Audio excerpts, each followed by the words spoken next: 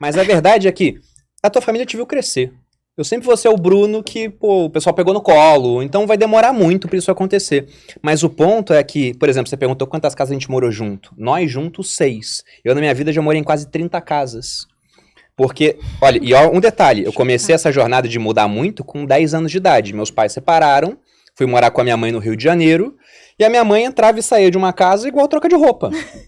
Minha mãe é uma ótima pessoa, mas ela tinha um total descontrole com a parte financeira. Os meus pais, quando separaram, o meu pai era um cara que não ligava pra dinheiro. E a minha mãe era uma pessoa que tinha descontrole com o dinheiro. Ele era desligado, ele não consumia muito. Ele só era desligado. E ela era descontrolada. Na época, quando eles separaram, meu pai ficou com dívidas que compravam um imóvel. E aí ele ficou com essa dívida, minha mãe foi sem a dívida e fez um monte de dívidas novas. E meu avô sempre tapando buraco. Não, pra vocês entenderem. E eu vendo aquilo, eu falei, eu não quero que isso aconteça comigo, pô.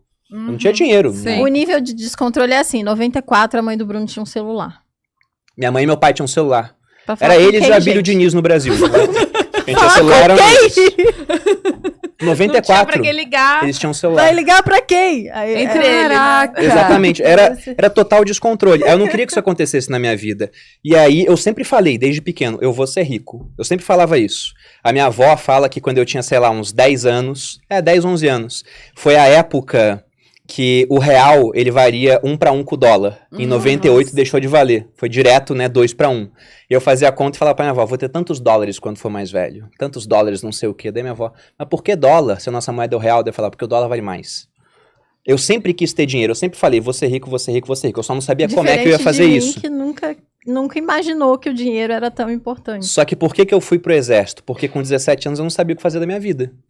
Aí eu pensei, faço direito, faço educação física. E aí tinha um concurso do exército que era um ano antes dos outros. Porque você passava no segundo ano pra fazer o terceiro no exército. Enquanto os outros era fazer o terceiro e ia pra faculdade. Aí eu tentei o concurso, eu não passei. E aí quando eu não passei, eu quis ir de fato. Eu falei, nossa, não passei, fiquei meio frustrado. Aí no ano seguinte eu saí da escola, minha família toda foi contra, só meu pai que falou, não, tudo bem, eu te apoio se você for estudar. Eu fui pro cursinho, eu estudava 6 horas por dia no cursinho, e eu fui o primeiro colocado do cursinho. Caraca. E eu não sabia na época que eu era inteligente, porque eu fiquei durante tanto tempo só tirando a média pra passar de ano, que eu simplesmente não sabia. E até no cursinho foi engraçado que no primeiro simulado eu fiquei em primeiro já. Era de história e física. Eu gabaritei história e fui muito bem em física. Aí um cara que estudou comigo no colégio, ele chegou e viu a classificação, me olhou lá como primeiro e falou, nossa, Perini, tá em primeiro? Que sorte, hein? Aí eu, pois é. Que sorte. Eu também achei que era sorte, mas eu fiquei em primeiro. No exército eu me formei como primeiro. Aí isso me deu uma autoconfiança, eu pensei, eu posso passar no que eu quiser, posso fazer o que eu quiser. Tanto que quando eu decidi sair pra gente empreender, a gente não tinha 1 milhão ainda, tinha 880 mil. Só que com juros muito altos, que rendia mais de 8.800 por mês. Era mais de 1% ao mês naquela época. Então eu pensei, se alguma coisa der errado, na pior das hipóteses, eu sou um cara inteligente, eu vou me empregar, ou, sei lá, faço um outro concurso, alguma coisa vai acontecer. Eu fiquei com o cu na mão.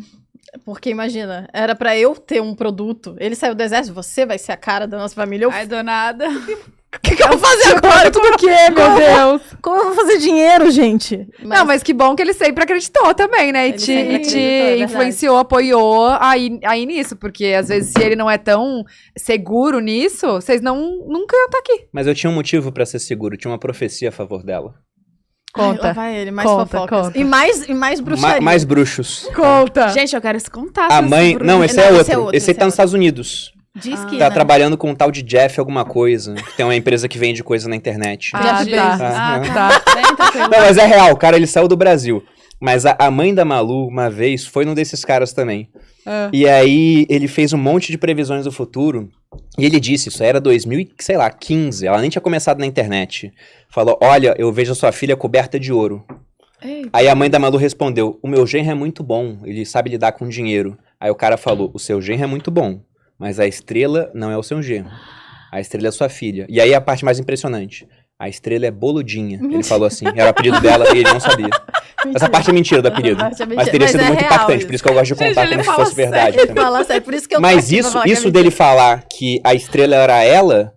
Isso é real. E depois que eu soube disso, porque ela foi pro YouTube e cresceu muito rápido. Eu não falei, eu nunca tinha contado isso pra ele. Eu contei, acho que uns 4 anos depois só. Não, se foi 2014, foi 2 anos depois. Mas depois que ela foi pro YouTube... Sim, porque foi uma coisa que ficou marcada, né? Caramba. E aí, quando ela me contou, fez todo sentido. E eu vi também, né? A gente não sabia que ela tinha dislexia, mas a Malu era super comunicativa, poxa, simpática. Quando ela ia gravar, eu ficava por trás das câmeras vendo, e ela falando, do nada, ela ri do nada, né? Ela tá falando assim, haha. Aí eu, amor, o que você tá fazendo? A primeira vez eu falei, amor, o que você tá fazendo? Ela, como assim que eu tô fazendo? Olha só, você tá rindo do nada Nem no meio do percebeu. vídeo.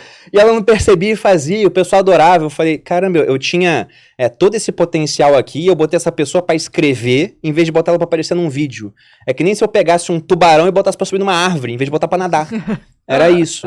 Então, quando ela foi pro YouTube e estourou, eu pensei, é lógico que o local dela era ali. E eu sempre via a Malu como a estrela.